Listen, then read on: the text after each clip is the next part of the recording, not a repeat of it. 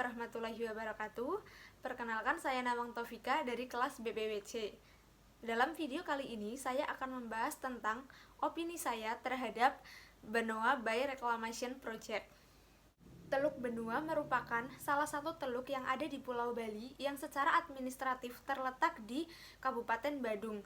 Pulau Bali sendiri merupakan salah satu ikon pariwisata yang dimiliki oleh Indonesia yang sudah dikenal oleh banyak negara.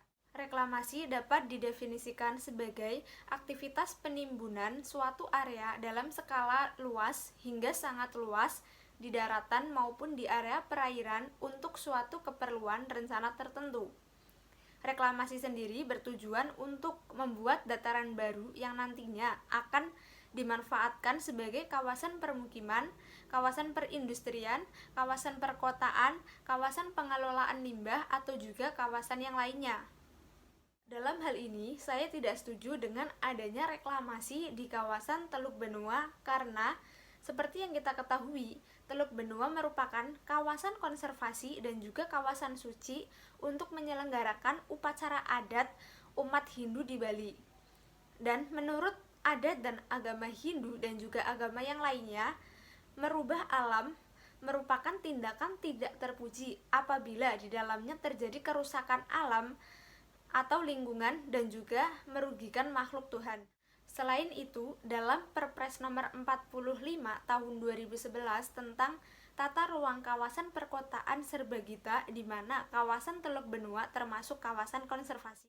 Tetapi, kemudian di akhir masa jabatannya sebagai Presiden, Susilo Bambang Yudhoyono mengeluarkan Perpres nomor 51 tahun 2014 sebagai perubahan Perpres nomor 45 tahun 2001 tentang rencana tata ruang kawasan perkotaan Sarbagita yang intinya mengubah status konservasi Teluk Benoa menjadi kawasan pemanfaatan umum.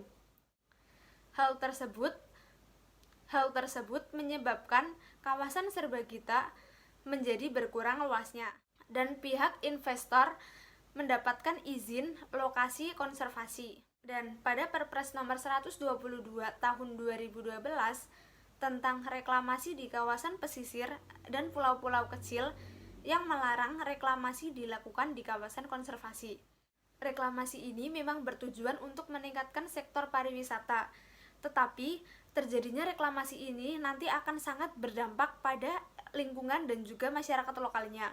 Ketika reklamasi itu terjadi, maka artinya banyak pulau-pulau baru yang akan mengepung Teluk Benoa, dan ketika terjadinya hujan dalam kurun waktu yang lama, misal 4-5 jaman atau lebih, itu artinya akan ada kenaikan air yang menyebabkan banjir di kawasan sekitar Teluk Benoa.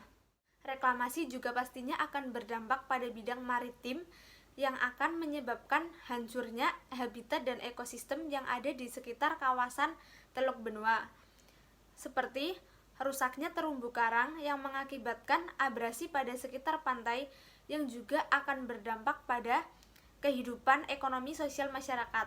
Rusaknya kawasan mangrove yang ada di kawasan Teluk Benoa karena pada saat reklamasi itu terjadi dengan menciptakan pulau-pulau baru akan membuat sedimentasi atau pendangkalan semakin cepat dan akan mematikan vegetasi Sonerata spp dalam jangka waktu yang lama dan akan merubah struktur komunitas mangrove di kawasan tersebut.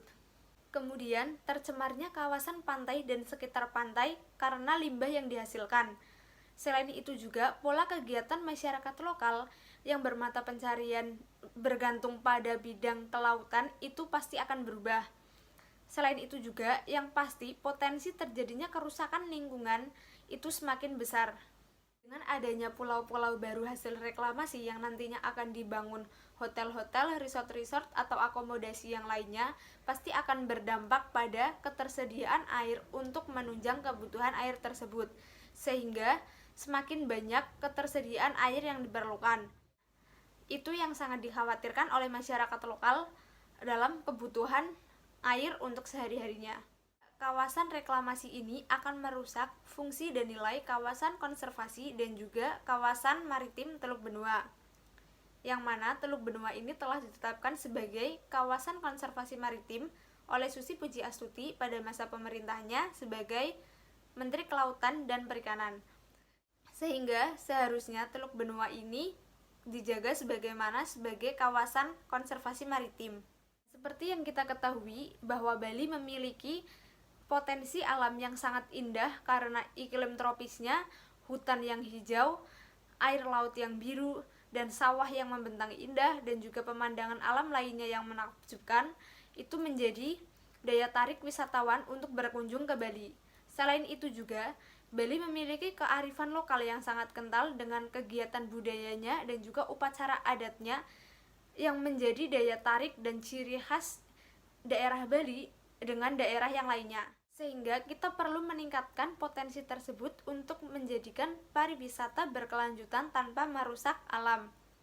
Sehingga tidak perlu adanya reklamasi-reklamasi yang akan berdampak pada ekologis. Sekian video opini dari saya. Apabila ada salah kata, mohon maaf. Wassalamualaikum warahmatullahi wabarakatuh.